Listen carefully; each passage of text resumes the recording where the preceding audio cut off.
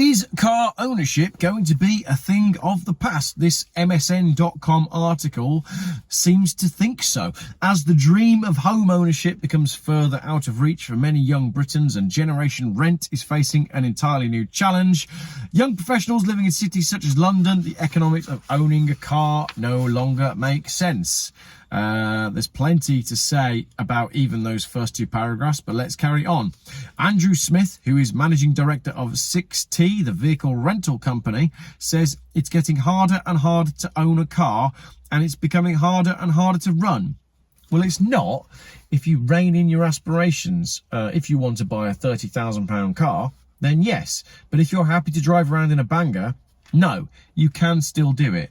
I think there's something to be said about ego and image and the fact that young people these days are no longer happy to be seen driving a £300 banger.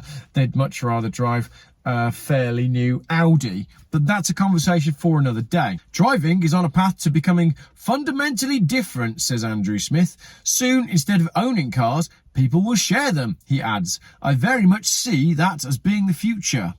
I'm almost expecting to see Klaus Schwab actually just popping his head round the window to say you'll own nothing and be happy, because he's here between the lines. Nearly a third of motorists are driving less often in a bid to curb spending since the cost of living crisis began, according to a survey by 6T. More than half consider owning a car to be a financial burden. I don't think that's true at all. So let me reread that based on what it should actually say. In a survey that we did, where we deliberately did a survey to find the information that we wanted to prove that people are getting put off cars because we are an anti-motoring think tank, nearly a third of motorists are driving less often in a bid to curb spending since the deliberately manipulated cost of living crisis, which is also a corporate profit boom, began, according to the survey done by 6T. That's better. That's correct. Drivers are currently under the cosh from record high motoring costs, says another of our friendly faces here, Edmund King, president of the AA. What has Edmund King ever done for us? Not wishing to go a little bit Monty Python here, because genuinely, Edmund King, president of the AA, has never done anything for motorists. He pops up in articles like this, which are all kind of between the lines anti-motoring. How can Edmund King, president of the AA, be so useless? I don't get it. I am a voice for the motorist. I believe in motorists. I believe in owning a car. Edmund King doesn't. Otherwise, he'd be on our side. He'd be useful. He'd be doing stuff. He'd be like standing up and using his organisation to stand up against government legislation and the rising creep of the anti-car movement. But Edmund King, president of the AA, does nothing. Car insurance premiums have surged by 29% in the last 12 months and hit an all-time high of £561 as materials and labour shortages drive up the cost of works, according to the Association of British Insurers. I know there's an insurance video coming soon. The upfront costs of purchasing a car have also climbed. Yeah, we know this. The cost of cars has gone through the roof. The cost of a basic car like a Ford Fiesta is now ridiculously expensive, notwithstanding the fact that they've now canned the Ford Fiesta. So cheap motoring from the showroom, from a dealer, is getting more and more difficult. You can still buy second-hand cars though, and I do. I keep buying them. They just work. Just rein in your aspirations and drive an older car. Since August 2021, data from AA Cars shows the price of a second-hand Toyota Aygo has jumped 16%. Aygo, sorry. With a Vauxhall Corsa up by 12% and a Polo up 8%. Normally, only classic or collectible cars increase in value, says the ever-helpful Edmund King. In London, drivers have also been hit by the ultra-low emission zone, which we know, because my channel has done so much on it, is a total scam, and many motorists have already sold their car as a result. Many haven't, and many are fighting back, and long may that continue. We see customers now who come to us every Friday and rent a car just for the weekend to get out to the country, maybe to visit a second home or catch up with family outside of London. They're saying, actually, this is a far more economic way of living. I'm sorry. Listen to what that paragraph just said. Okay, wow, this is like the video once again has gone sideways because this article is so ridiculous. This is about the cost of living. Listen to the type of person that he's talking about. Yes, well, I go every Friday and I rent a car just to get away to the country to my second home for the weekend because it's cheaper to rent a car for the weekend at £600 than it is for me to own a car, of course, at my London house. I mean, I keep cars at all my other houses, but that's just, it's easier to rent one for the weekend when I'm at the London base. Who's he talking about here? Because that's not me or you. It really isn't. So it's just total bollocks, isn't it? Drivers are also turning to months-long car subscriptions instead of leasing a car, says Smith of 6T. We're seeing a still small but fast-growing pool of customers who say, I've got a 3-month work project. I'll take a car for 3 months rather than buying an asset and hoping the project extends. Again, these are made-up people. How many people are there who are right now taking on a 3-month work project and renting a car for 3 months? That's pretty normal, I would say. If you take on a job in a certain city and maybe you don't live in the country, you'd probably try and rent a car for 3 months. Most people who follow Jeff Buys Cars would buy one and then chance it, selling it at the end of the 3-month gig. Or, as some of my followers do, sell it to me.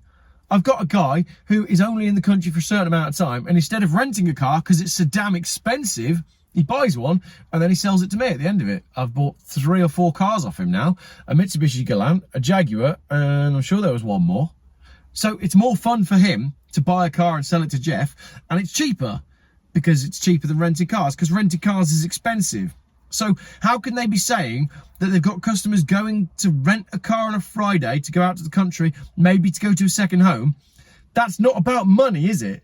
Because it's expensive to rent a car. So it's not cheaper to not own a car. It's still cheaper to own a car. These are just people with money. This is a ridiculous article. Driving may be slowly falling out of fashion. No, driving is not falling out of fashion, because for all the reasons that it's really obvious that we like driving cars, let's say, I'm not going to take my kids to school on a tandem, right? I'll tell you why. I've got 2 children. Tandem only has 1 seat. The other reason, a few weeks ago, the roads were that flooded, I could only have got them to school in a Range Rover. There was no public transport to do that. This is absolutely insane. So what they're doing is, this article is trying to push the fact that people are getting switched off motoring when that's actually really not true. Because everything that I see, this is just bollocks. What a rubbish article. I don't even know why I didn't vet this properly before I made my video, but I've started. So it's going to finish. That's going to be firewood later in a wood fire, and they want to get rid of those as well. So let me just skip straight through to the end of the article, which, as I've already said, is a load of rubbish. We're not being put off our cars. This is just a stupid article written about a small number of rich people who've decided that owning a car is too much hassle for them, which is not the same thing as saying people no longer want to own cars. It really isn't. Comments on the article. So, the attack by the elite on the masses is working, all based on science so bad it has to use abusive labels like denier to squash questioning.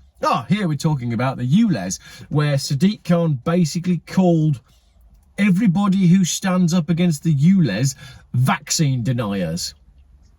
Notwithstanding the fact that the Telegraph has now published some very, very interesting stuff about the AstraZeneca. So it turns out that if these people were vaccine deniers, well, they would have been in the right based on doing things well for their health anyway. But you're going to stand there and call them names because, Sadiq Khan, your science is so bad and has been proven to be so bad that the only thing you've got is name calling. That's what that comment's all about. Another comment here that says, remember what Klaus Schwab said, you'll own nothing. Is he still there? Don't think Klaus Schwab is hanging out in Worcestershire waiting for me to make videos, but that's another comment saying you'll own nothing and be happy. Last comment. Here we go. The wonderful plan of the World Economic Forum and globalists coming into action. You will own nothing and be happy. He's still not there, thankfully. He's probably watching me though. Quote from the unelected World Economic Forum, and it means everything. Your house, your car, your finances, your health, and your freedom. It's all slowly happening. And yes, it is all completely connected. They do want us to not own a car. They're going to get us out of our car through these dodgy ULEZ schemes and pricing us off the road. They don't want us to own a house. They're going to get us out of our houses by these dodgy sustainability, how eco-friendly is your house thing. And first it'll be, oh, you need to upgrade your house so it meets such and such criteria, and then the next year the criteria will change until a point where you've spent 150 grand upgrading your house based on, you know, the agenda that they're telling you to do. And then finally they'll say, actually, you need to meet such and such agenda. And you'll go, well, I've already refinanced my mortgage, I've already got a loan, I can't improve my house anymore. And they'll say, don't worry, we'll buy your house off you and rent it back. And then after 3 years, they'll say, actually, no one is any more allowed to live in houses of this grade. We're going to move you to the projects in the city, all this accommodation that we've built. We're going to move you to a 15-minute city, and you'll have lost your car, you'll have lost your house, and by default, you'll have lost your finances and your freedom. And when the World Health Organization signed the new pandemic treaty, you'll also have lost your medical freedom as well. It's all slowly happening. Good comment, that one. It's going dark. It's going dark. Can we blame climate change for the fact that it's going dark? What was that video about in the end? I can't remember what I was making this one about, but I got all hot under the collar because people don't realise that all these little things are connected. And those little articles that are written to plant the seed that people are giving up their cars and to make the general public think that, yeah, people really are turning against the car. It's just to push you in a certain direction, so when the next thing comes out, you'll be ready to read the next headline. And then you'll think, oh yeah, people are really starting to think about giving up houses to move to shared accommodation in the government apartment blocks. Push, push, push, push, push, push, push. All these little media things are controlled to make us think in a certain way. We're not giving up our cars. I'm not giving up my car. I'm not being put off driving a car. I'm not off driving a car. I want to drive my car more and further than ever before. Got a lot angrier in that video than I was expecting. Thank you very much for watching. As always, your thoughts in the comments. Do you think a kill switch attached to a government mainframe system to stop you drink driving is a good idea? Or do you, like me, I think it's very, very bad?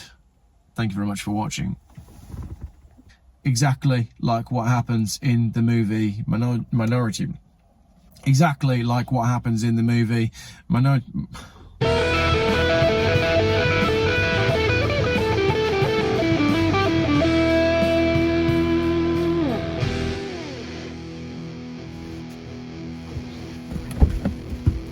Oh yeah, just filming a video. I won't be long.